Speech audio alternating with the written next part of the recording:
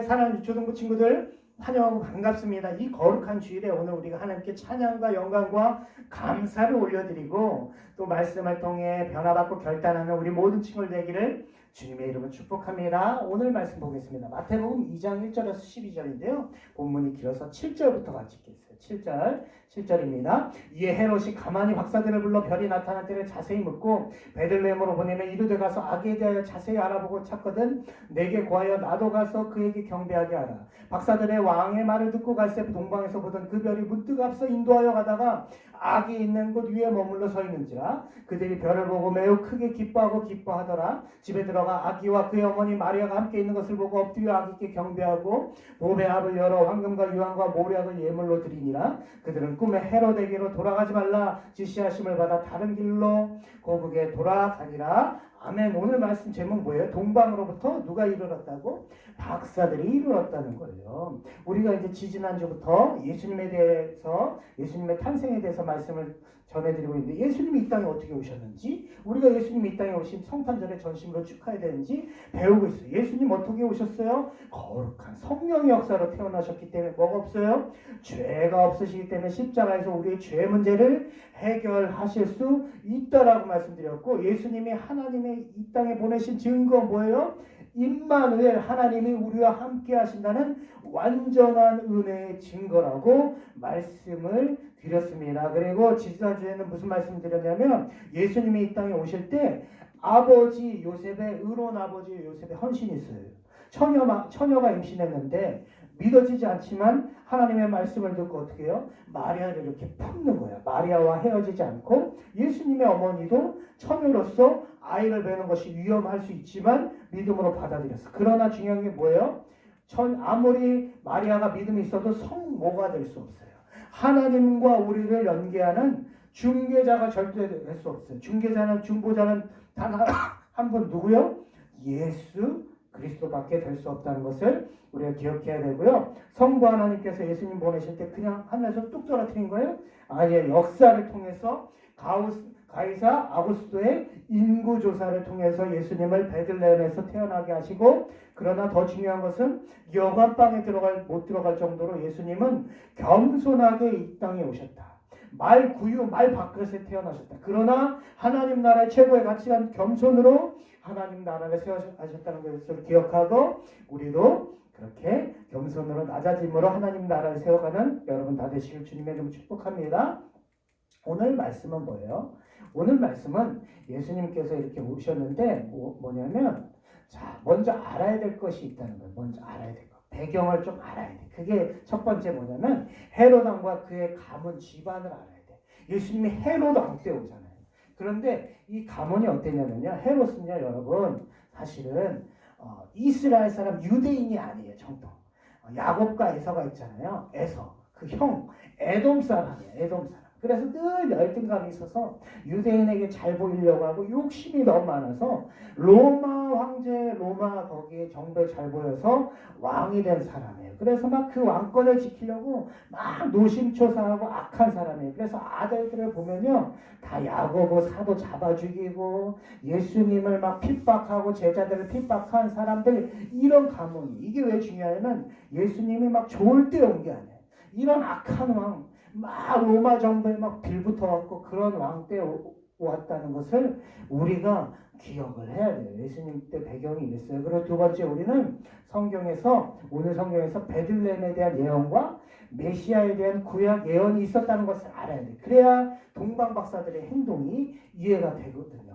베들레헴은 어디예요? 예루살렘 남방에 있는 곳으로 구약에선 에브라시라고도 하고 에불아다라고도 하는 곳이에요. 여기가 베들레헴이고 다윗의 고향입니다. 떡집이라고 이름 붙었는데, 예수님이 어디에서 나셨다고요? 베들레헴. 가이사 아구스도의 인구 조사 때문에 여기까지 나사렛에서 아버지 요셉과 마리아가 올 수밖에 없는 상황이었어요. 구약 이런 예언이 있었어요. 베들레헴 에브라다야, 너는 유다 족속 중에 가장 작을지라도 이스라엘 다스릴 자가 내게로 나올 것이라. 그래서 이 베들레헴에서 예수님이 태어나게 되셨다는 거예요. 그런데 또 한 가지 더 중요한 구약의 약속이 있어요. 그거는 민수기 24장 7절에 발람의 예언이라고 하는데, 자 읽어볼게요. 내가 그를 보아도 이때의 일이 아니면 내가 그를 바라보아도 가까운 일이 아니로다. 한 별이 야곱에게서 나오며 한 규가 이스라엘에게서 일어나서 모압을 이쪽에서 저쪽까지 쳐서 무찌르고 또 셋의 자식들을 다 멸하리로다. 이 예언이 구약에 있었는데 한 뭐요? 별이 야곱에게 나온다. 그래서 메시아가 오시면, 기름 부음 받은 자가 오시면 이 땅이 구원받을 것이라 하는 것이 예수님이 오시기 전에 많이 그 이야기들이 퍼져 있는 상태예요. 그래서 동방박사가 뭐 하는 사람이에요? 별 연구하는 사람이니까 이것에 대해 관심이 있으니까 1년 이상을 어디까지 오는 거예요? 아마 바벨론에서 살고 있었던 것 같아. 1년 이상 그 먼 거리를 베들레헴까지 올 수 있었던 거예요. 구약에 이런 예수님에 관한 말씀이 있었어요. 그래서 세 번째, 이런 모든 과정을 통해서 누가 오는 거예요? 동방으로부터 박사들이 한 별을 따라 이상한데 해서 1년 기간을 거쳐 베들레헴까지 왔다는 거예요. 동방으로부터 박사들이 왔다는 거예요. 구약이 어쩌다 온 것이 아니라 이 사람들은 이 발람의 구약의 예언을 알고 있었어요. 그래서 이 별이 뜨면 뭐요? 메시아가 이 땅에 올 것이다 하는 것을 알았기 때문에 왔고, 이 사람들은 어떤 천문학자, 지금도 천문학자 대단하잖아요. 그렇죠? 똑똑한 사람들이. 이때 당시에는 최고 엘리트 그룹이었거든요. 별들의 이 움직임에 따라 어떤 것을 미래를 보기도 하는데 이 사람들이 이 별을 보고 베들레헴으로 왔다는 거예요. 근데 한 가지 질문이 있어요. 어떤 사람들 이런 질문 줘요. 동방박사 세 사람, 동방박사 세 사람. 동방박사 세 사람 맞아요? 틀려요? 맞을 수도 있고 더 많을 수도 있고 그래요. 세 사람이라는 증거가 황금과 유황과 몰약을 드렸다고 해서 세 사람이라고 하지만 사실 세 사람이 아닐 수 있어요. 동방박사가 세 사람이냐 네 사람이냐 더 많냐 그룹으로 하냐 더 많은 그룹으로 하냐 그게 중요한 게 아니라 마지막 네 번째, 동방박사들은 하나님께서 주신 믿음이 있었고 아기 예수님께 경배와 순종을 드렸다는 것이 이게 중요한 거예요. 동방박사 세 사람이 중요한 게 아니에요. 동방박사가 어떻게 해요?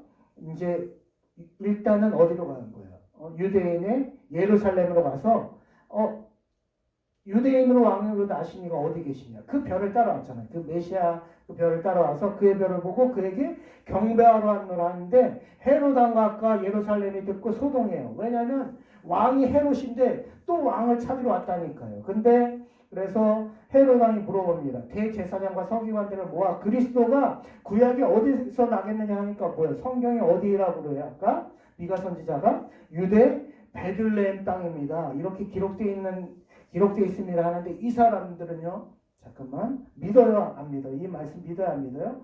안 믿는 거예요.